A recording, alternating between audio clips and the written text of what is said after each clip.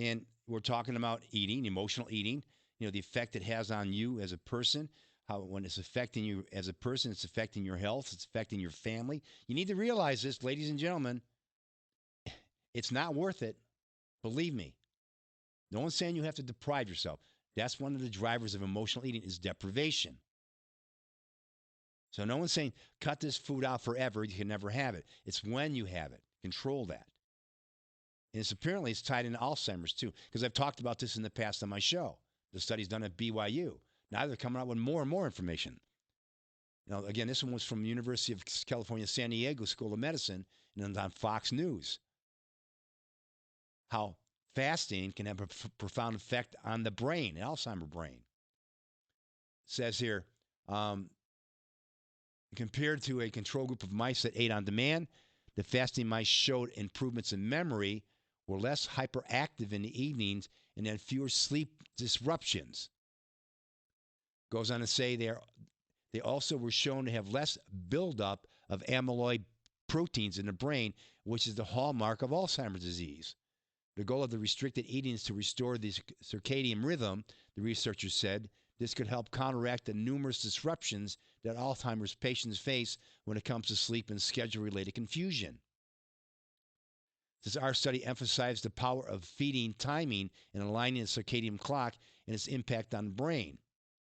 Well, I can tell you, again, I eat 2 meals a day. I was intermittent fasting before anybody tried it. It definitely has a profound effect. Plus, my diet is low carbohydrate based. You're not getting lots of carbs, maybe 60, 70, and I'm active. I don't have any energy problems, none of that. Of course, you heard my blood parameters, my lipids, my blood sugar. And I'm 68.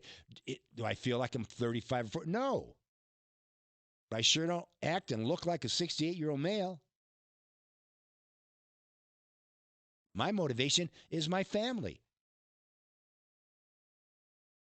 My motivation is my friends.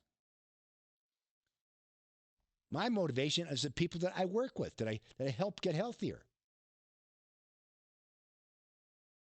There's no food on this earth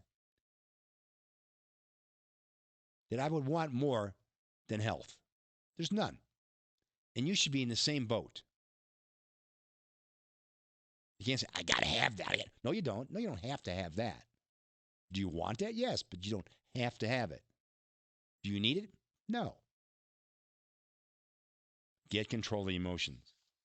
Now, I brought this topic up before when it comes to your natural Ozempic.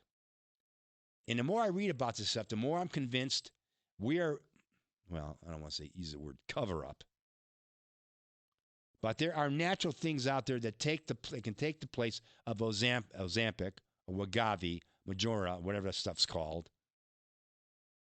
which are all drugs to help lose weight because what? They deal with insulin and blood sugar. And it's called berberine. I mean, when you can look in PubMed, National Library of Medicine, and see these positive reports on studies by the American Diabetic Association on the effects of berberine and blood sugar, it's incredible that they would even admit that, how effective it is. But berberine, this stuff is great. Really is. And I'm presently working on my own formula to even make it better. Here's what it does. Many studies show that berberine can significantly lower blood sugar levels in people with type 2 diabetes. It seems to work via multiple mechanisms and may help. 1, it decreases insulin resistance, making blood sugar level hormone insulin more effective.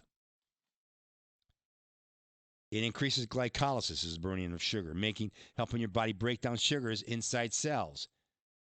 It decreases sugar production in your liver. Now, here's what happens. Let's explain this whole thing together so you understand this. When you release cortisol or adrenaline from the adrenal glands, the liver releases sugar. I bet you didn't know that. It dumps it into the bloodstream. So drugs like Ozempic, Wegovy, Manjura berberine, natural, inhibit this process. It keeps it from being released. Berberine also slows the breakdown of carbohydrates in your gut. So literally, they're not digested as quickly, and when that happens, it keeps your blood sugar more under control, and subsequently, you need less insulin to manage that, and you burn fat because insulin stores fat away. In a 2008 study of 116 people with diabetes, taking 1 gram of berberine per day lowered fasting blood sugar, and I'll get this one, by 20%. 20%. It also lowered A1C, a long-term marker of blood sugar regulation, by 12%, and improved levels of blood lipids such as cholesterol and triglycerides. According to older review of 14 studies, berberine may be as effective as certain oral diabetes medications like metformin. It works very well in combination with lifestyle changes and has additive effects when used with other blood sugar-lowering drugs. It may help weight loss. Berberine may also be effective as a weight loss supplement. Additionally, a review of 12 studies found that supplementing with berberine led to significant reductions in body weight, body mass index, and belly fat. It also decreased levels of C-reactive protein, an inflammatory marker. Berberine also appears to inhibit the growth of fat cells at the molecular level, which could help promote weight loss. Here's what it does with 16 review studies with cholesterol. Decreases total cholesterol. Decreases LDL, bad cholesterol. Decreases blood triglycerides, minus 34. And increases HDL, the good stuff, minus 85. It also has been shown to lower apolipoprotein B by 13 to 15% in some older studies, which is an important risk factor for heart disease. Other health benefits. Now, listen, when you listen, and I'm not making this stuff up. It helps with depression. Animal studies suggest that may help reduce symptoms of depression. Cancer. Test tube and animal studies suggest it can reduce the growth and spread of various types of cancer. Oxidative stress and inflammation helps with that. Infections. Test tube studies suggest it can reduce the growth of harmful microorganisms, including certain types of bacteria, virus, and fungi. Fatty liver. It may help reduce fat buildup in the liver, which could theoretically help protect against non-alcoholic fatty liver disease. Heart failure. One study showed that it improved symptoms and reduced the risk of death in people with heart failure. And it's not that expensive.